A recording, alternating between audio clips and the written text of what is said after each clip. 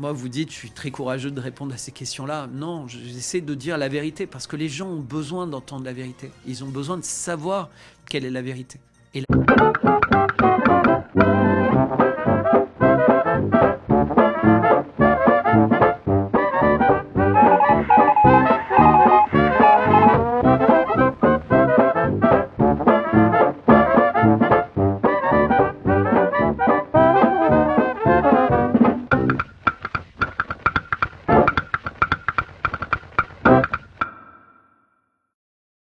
que, en fait, cette crise en Ukraine est le révélateur de toutes les crises qui existent dans le monde.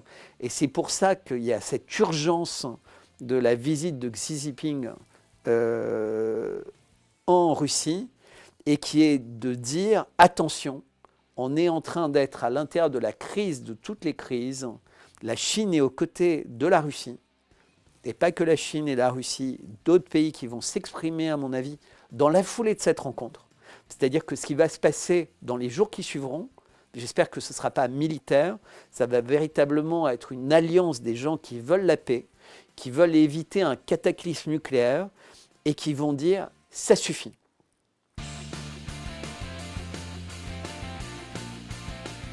Proposer des solutions pour sortir d'une crise qui est en train de s'envenimer de façon particulièrement inquiétante en ce moment sur tous les fronts, que ce soit sur le front militaire, sur le front économique, etc.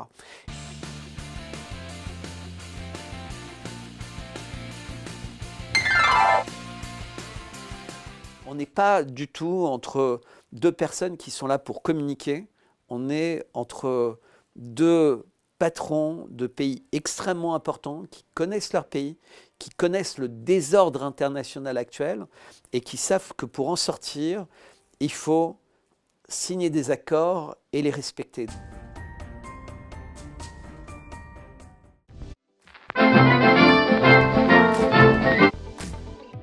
Les Américains, avec le dollar, impriment de l'argent par milliers de milliards de dollars. Et grâce à cet argent, on peut corrompre absolument qui on veut sur Terre. C'est-à-dire que tant que cet argent qui ne vaut même pas le prix du papier sur lequel il est imprimé continue à avoir une valeur commerciale, les États-Unis ont une capacité de corruption et de manipulation partout énorme. Et pour ce faire, ils utilisent des bras armés qui viennent du monde de la finance, qui viennent du monde des médias, qui viennent du monde de l'éducation. Et comme la cible principale des États-Unis, contrairement à ce que beaucoup de gens pensent, beaucoup de gens disent c'est la Chine, etc., etc. Non, non, c'est pas la Chine. La cible principale des États-Unis, ça a toujours été et ce sera toujours la Russie. Parce que c'est un pays continent, c'est un pays qui est fondamental entre la Chine et l'Europe. Et si cette région du monde devient paisible avec le Moyen-Orient et l'Afrique, tout ça est lié, les Américains se retrouveront isolés dans une toute petite île et ils ne pourront plus profiter du reste du monde pour être les maîtres du monde, les seuls et uniques maîtres du monde. Donc en réalité, ces structures, elles sont vitales pour essayer de corrompre la jeunesse, de corrompre les sociétés artistiques, de corrompre les médias qu'ils achètent immédiatement. C'est-à-dire que, je vous rappelle, on comprend pourquoi, quand on voit la crise financière qui est en train d'exploser aux États-Unis, qui bien évidemment n'est pas liée à l'opération spéciale en Ukraine, elle n'est pas liée à rien du tout, puisque cette opération n'a fait qu'enrichir les Américains, puisqu'ils ont rendu l'Europe complètement esclave de leur gaz, de leurs armes, etc., puisque c'est des milliards, des centaines de milliards.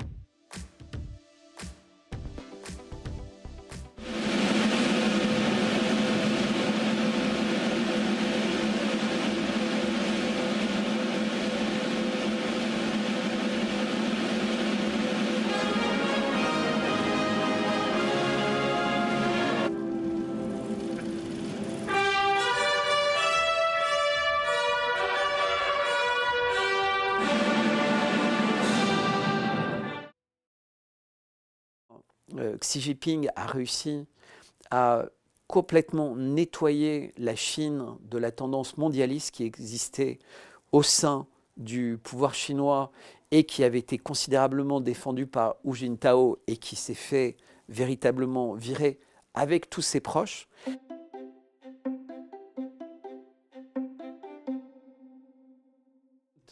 est en train de tomber en Ukraine, après avoir résisté pendant des mois, parce que c'est chaque immeuble, chaque recoin, enfin, c'est comme les guerres des tranchées pour les gens qui ont vécu la Première Guerre mondiale ou qui ont lu les livres d'histoire. Là-bas, c'est comme une guerre de tranchées, c'est-à-dire que les soldats souffrent, ils ont passé un hiver, mais c'est en train de craquer. Et si cette ville craque, on a Shoigu qui disait, donc le ministre de la Défense russe, qui disait hier, une fois que Bakhmout va craquer, on va rentrer beaucoup plus facilement en Ukraine. Et la Russie va pouvoir remettre du même côté tout le Donbass. Et ça, évidemment, le régime de Kiev ne le veut pas, et les Américains le veulent encore moins. Parce qu'en réalité, le régime de Kiev ne veut que ce que les Américains, ou plutôt les Anglo-Saxons, veulent.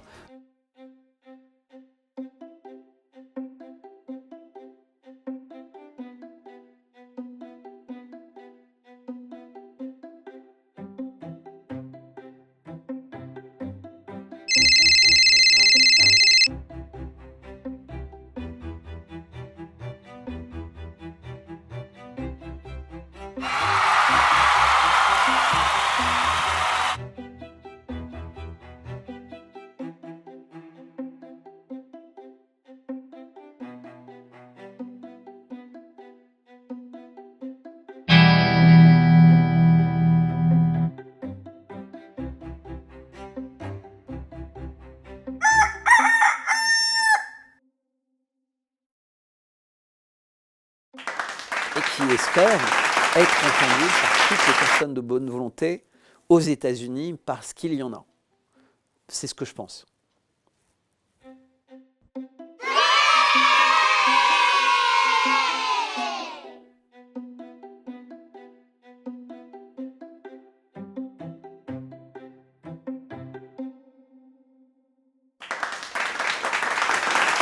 Extrêmement vite une solution à une situation qui peut dégénérer, et pas qu'à cause de l'Ukraine. Elle peut dégénérer également à cause du dollar, à cause de la faillite complète du système américain qui s'accélère, et c'est en réalité la principale raison du conflit en Ukraine.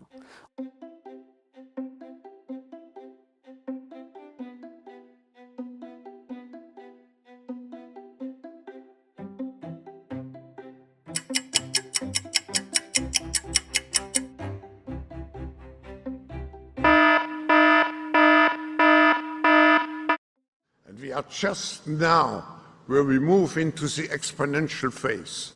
Who masters those technologies in some way will be the master of the world.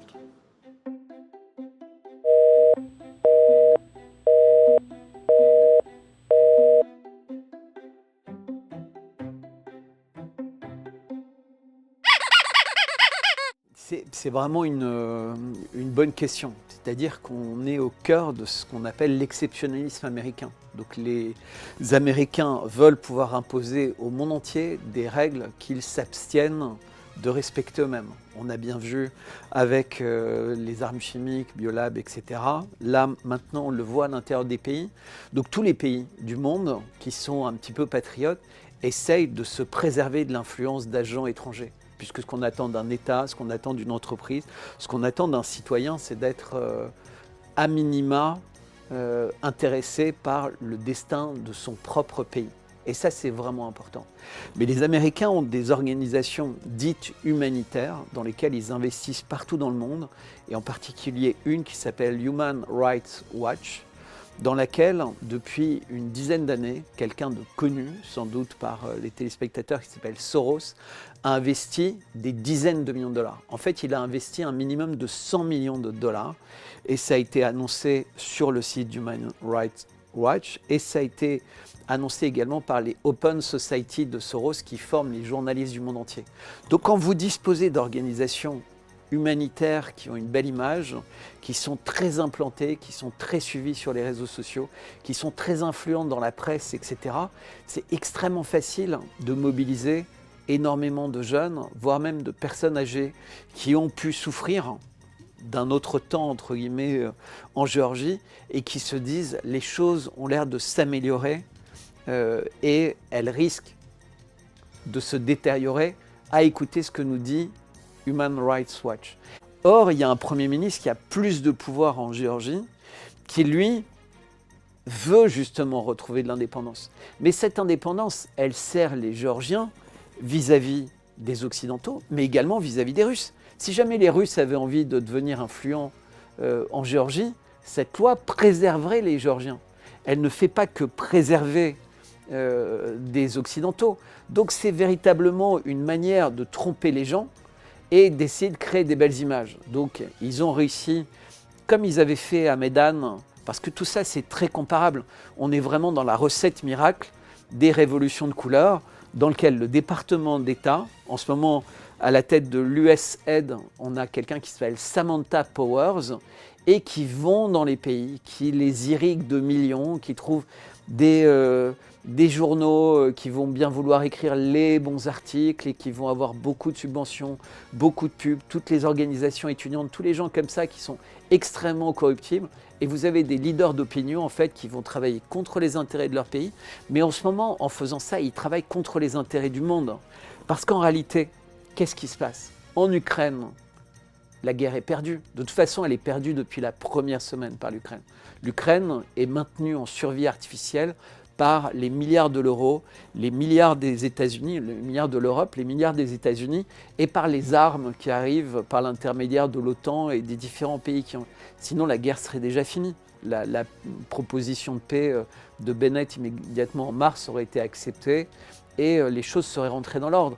Mais en réalité, comme l'Ukraine, après avoir résisté au prix de centaines de milliers de morts ukrainiens, au prix d'une vie terrible pour les Ukrainiens, parce qu'ils ont vécu cet hiver dans le froid, avec moins de lumière, etc. Et je sais que les Russes souffrent 100 fois plus que les Occidentaux du sort des Ukrainiens qu'ils considèrent comme un peuple frère. Mais les Américains veulent créer des nouveaux fronts. Ils avaient essayé avant l'Ukraine de créer un front au Kazakhstan. Donc il faut se rappeler qu'un peu avant l'opération spéciale, il y avait eu la tentative d'un front au Kazakhstan et d'un front également au Kyrgyzstan, avec des échauffourées, etc. Et il y a toujours des empreintes digitales là-bas. Ce qui se passe en Arménie, en Azerbaïdjan, forcément, c'est pas neutre. Mais la Géorgie, c'est plus important parce que la Géorgie était en train de prendre une position beaucoup plus équilibrée, en refusant de fournir des armes, en refusant de sanctionner. Et la Géorgie, je vous rappelle, c'est une voie qui est extrêmement importante depuis la Russie pour aller vers le sud. Et donc, effectivement, si les Américains réussissent à faire basculer ce pays qui n'est pas un pays ami, mais qui est un pays neutre, qui est un pays qui comprend très bien son intérêt d'être finalement entre les deux camps, comme l'est par exemple la Turquie ou comme le sont un certain nombre de pays qui pensent à eux. C'est l'intérêt des Géorgiens de lutter contre l'influence extérieure et de penser à eux. Donc moi je dis que cette situation est vraiment grave parce que c'est pas parce que en fait ils ont pu anticiper, parce que si vous vous rappelez il y a quelques semaines il y avait une visite de Lavrov en Géorgie où il avait dit attention, quelque chose est en train de se fomenter contre vous.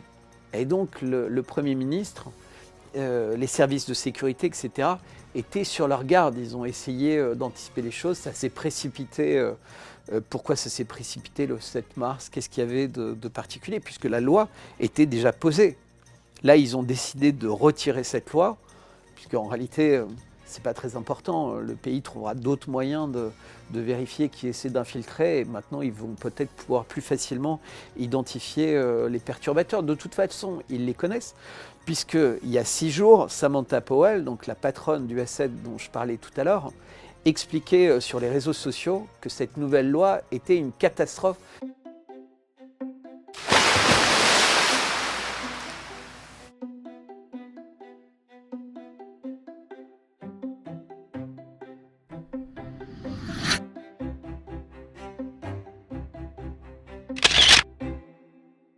Mais le conflit ukrainien, il n'aurait jamais dû commencer.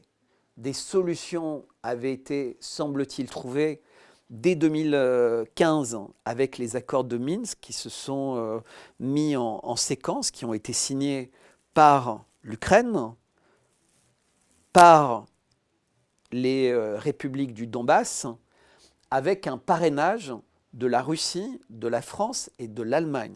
Les belligérants, c'était l'Ukraine et des républiques avec des volontés de plus d'indépendance à l'intérieur de l'Ukraine. Ces accords n'ont pas été respectés. On a vu par les déclarations de Hollande et de Merkel qu'ils n'avaient jamais l'intention d'être respectés. On le sait des Ukrainiens, mais on pensait que l'Europe allait imposer à l'Ukraine de les respecter et mettre une condition aux milliards d'aides qui étaient investies dans le pays, le fait de respecter ces accords. Ça n'a pas été fait. Au contraire, ça a été des milliards d'aides militaires, de formation de militaires, etc., pour préparer une guerre. Donc au lieu de préparer une paix, l'Occident a préparé la guerre.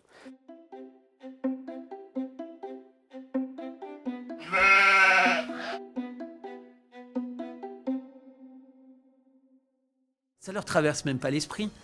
Ils sont pour la plupart les perroquets de ce qu'on leur dicte. Et l'enjeu, il est en centaines de milliards d'armements, de dettes, de reconstruction.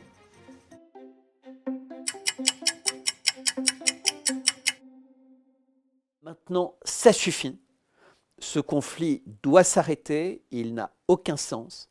Les Américains doivent réapprendre à vivre par eux-mêmes en ne considérant plus le monde comme un vampire considère le sang de ses victimes.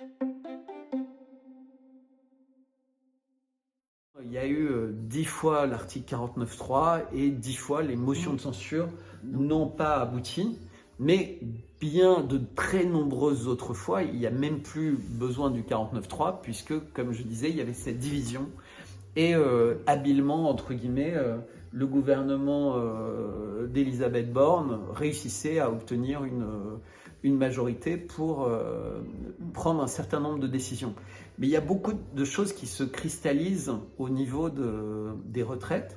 D'une part, c'est que qui a envie de travailler dans le contexte international actuel avec toute cette insécurité, avec toutes ces tensions quotidiennes, 2 ans de plus, avec en plus l'incertitude que dans 2 ans, ils auront un quelconque avantage, puisque qui est capable de dire à quoi va ressembler le monde dans 2 ans, compte tenu de la crise internationale dans laquelle on s'est lancé.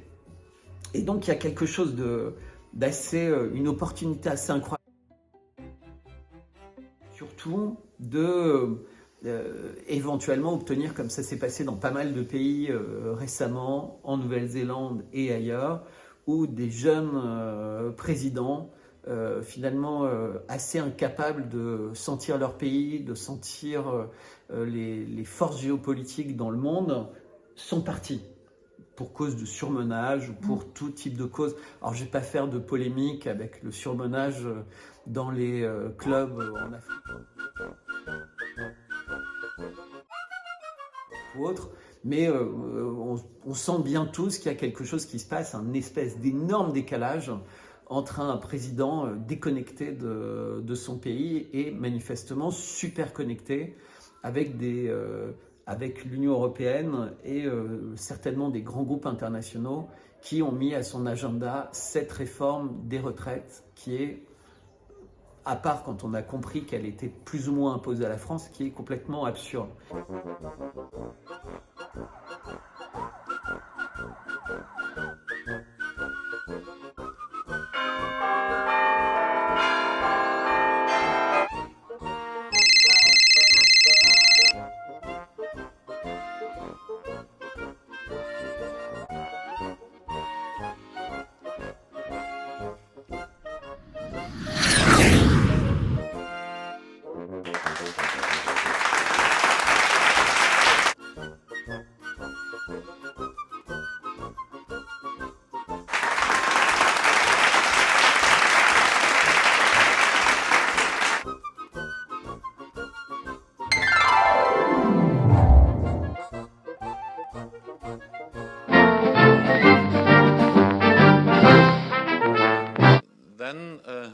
course, the meeting that takes place in Moscow is part of a pattern we have seen over the last years, where China and Russia are coming closer and closer.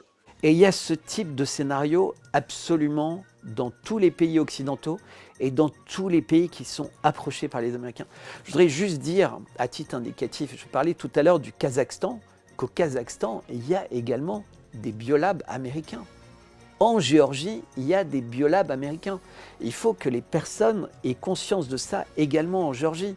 C'est-à-dire que la Géorgie est un terrain d'exploration biochimique pour les Américains, comme l'a été l'Ukraine.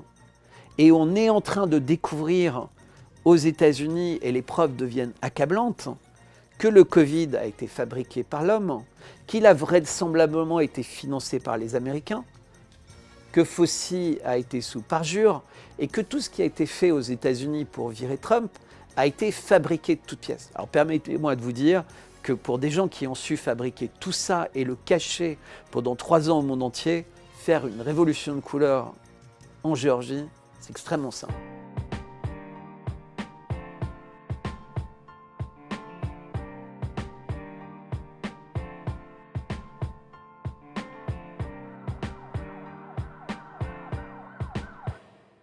Bien voir que le gazoduc, c'est un investissement commun entre plusieurs pays européens. C'est des années et des années de négociations et c'est quelque chose qui est complètement vital pour l'industrie et l'économie allemande. Et qui dit vital pour l'économie allemande, dit vital d'une certaine manière pour toute l'Union européenne. Puisque l'Allemagne, c'est vraiment le moteur, c'est le pays qui a une balance commerciale excédentaire. Et donc, c'est un pays qui peut relativement facilement financer, entre guillemets, l'aide européenne dans d'autres pays. Alors que la France, pour financer sa participation, elle doit en permanence s'endetter. Ce qui n'est pas le cas de l'Allemagne.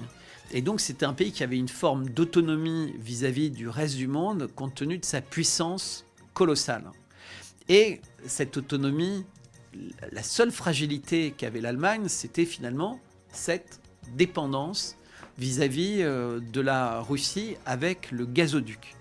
Et donc, celui qui sabote le gazoduc, c'est pas un acte de guerre qui est fait contre la Russie, qui a démontré qu'elle pouvait complètement trouver d'autres débouchés pour son gaz vers la Chine, pour son pétrole vers la Chine, vers l'Inde, etc. La Russie a complètement changé son fusil d'épaule. C'était pas leur volonté, puisque pour la Russie, l'intérêt, c'est un monde qui collabore, qui travaille ensemble. Donc, la volonté de saboter ce gazoduc ne peut être dictée que par un acteur qui veut empêcher à l'Allemagne d'avoir une bonne relation avec la Russie. Et si l'Allemagne a une bonne relation avec la Russie, il a une bonne relation. La Russie aurait donc une bonne relation avec l'ensemble de l'Union européenne.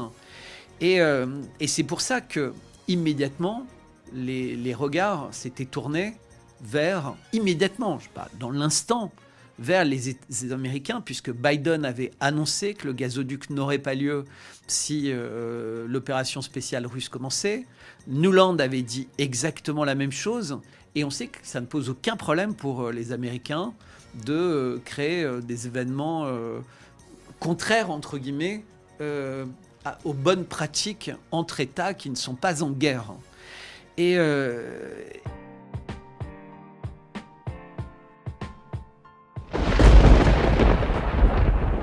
à l'ONU, les Russes et les Chinois ont demandé une enquête, et comme à chaque fois, comme pour les biolabs en Ukraine, comme pour toutes les enquêtes qui fâchent les Américains, à la fois les Américains et leurs alliés, donc la France, l'Allemagne, etc., ont refusé cette enquête.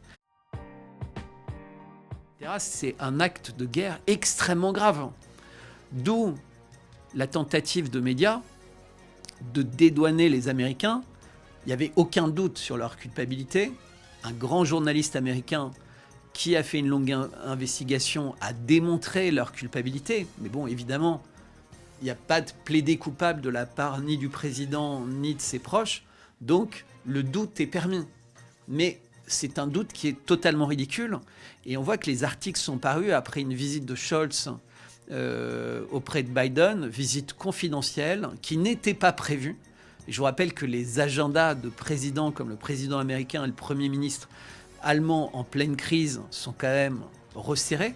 Ils ont décidé dans l'urgence, suite à l'article de Hersh, ancien journaliste primé du New York Times qui a eu le Pulitzer et qui a été repris par énormément d'enquêteurs très sérieux, donc dit que les Américains ont fait le sabotage. Tucker Carlson sur Fox News a fait également ses vérifications, il a confirmé. Et donc, ils ont essayé en urgence de trouver des médias amis, donc le New York Times, l'ancien média de Hersh, pour proposer une autre hypothèse et pour qu'ils puissent se raccrocher. Sachant que toutes les hypothèses les plus ridicules ont fleuri. Mais comme je vous le disais en introduction, 4 cm d'épaisseur d'acier extrêmement solide, plus 15 cm de béton à 100 mètres sous la mer la plus surveillée du monde, puisque là on est vraiment dans la mer la plus surveillée du monde, y compris par les Russes, mais à distance, puisqu'ils ne peuvent pas surveiller. Mais ils ont quand même d'énormes moyens pour surveiller et voir ce qui se passe. Comment voulez-vous qu'un yacht avec 4 hommes et une femme, le crime, il n'est pas parfait au sens où on sait immédiatement qui est coupable et qui est responsable. Et donc le coupable responsable est américain. Ils l'ont annoncé de toute façon. Donc maintenant ils nient, mais ils l'ont annoncé et tout le monde sait très bien que c'est eux. Et d'ailleurs je rappelle qu'un ex-ministre polonais devenu député, a immédiatement remercié les Américains dans la minute suivante pour l'attentat. Donc il n'a pas été attaqué par les Américains pour diffamation ou pour quoi que ce soit. Donc dire que c'est les Américains, ça a été rendu public par un homme politique polonais et ça n'a jamais été dénoncé par personne. Donc on ne fait que répéter une évidence qui suit des enquêtes extrêmement sérieuses, et parce que personne d'autre n'avait le mobile, personne d'autre n'avait les moyens, et personne d'autre n'était sur place. Donc, 99,99999%. Et si, par hasard, le 0, c'était un autre bateau, ce serait quand même la responsabilité des Américains, dont le rôle, en tant que patron de l'OTAN, et de protéger cette mer cruciale où passent plein de sous-marins, où il y a plein d'enjeux, télécoms, etc. Donc, soit ils sont coupables, 99, mais de toute façon, ils sont responsables à 100%, parce que c'est eux qui sont garants de la sécurité de cette région du monde.